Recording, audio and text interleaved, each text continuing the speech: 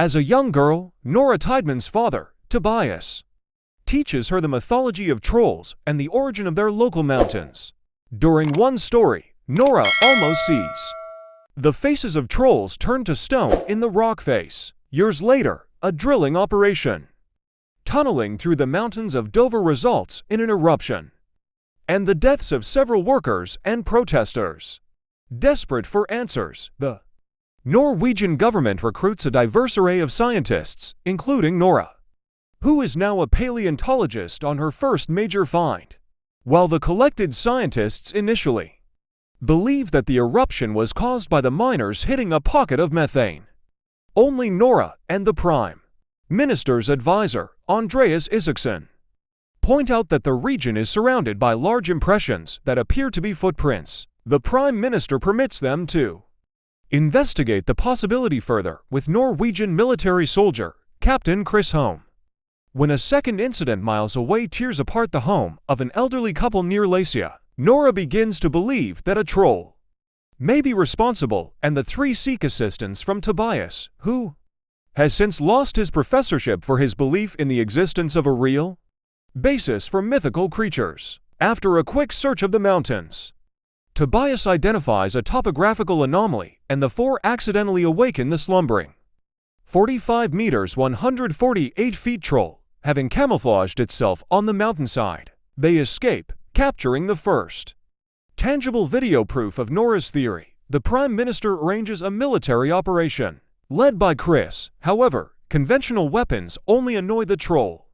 Tobias tries communicating with the troll, but is killed when the creature is startled by more gunfire. Researching the mythology, Nora recommends a sonic attack using church bells, but it enrages instead of incapacitates the creature, causing immense collateral damage.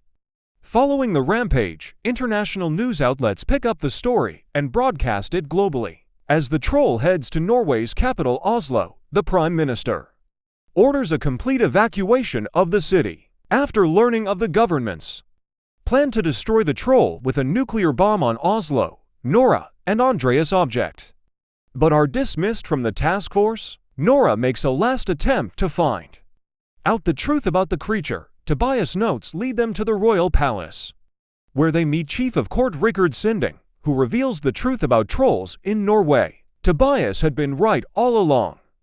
Trolls had been living in Norway until they were wiped out by Christian settlers, and the truth buried in folklore. When Nora's father got too close to the truth, Sinding had him discredited and committed to a mental health hospital. The royal palace was built on top of the Troll King's palace after the Christians massacred his family and left him for dead inside a cavern in the Dover Mountains. Nora concludes that the creature is heading for Oslo in an attempt to return home.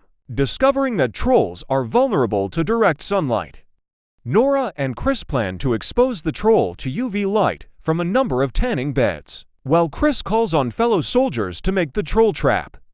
Andreas asks his friend Sigrid at the secret government facility to delay the bombing of Oslo. Sigrid hacks into the military's system to halt the nuclear strike. Nora and Andreas place the skull of one of the troll's babies in the back of the Queen's truck and lure him to the UV light trap.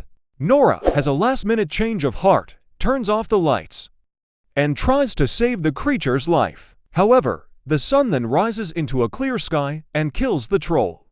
While everyone else rejoices, Andreas and Nora wonder if more trolls are still alive deep inside Norway's mountains. In the aftermath, something seems to emerge with a roar from the rubble inside the Dover Mountain cave.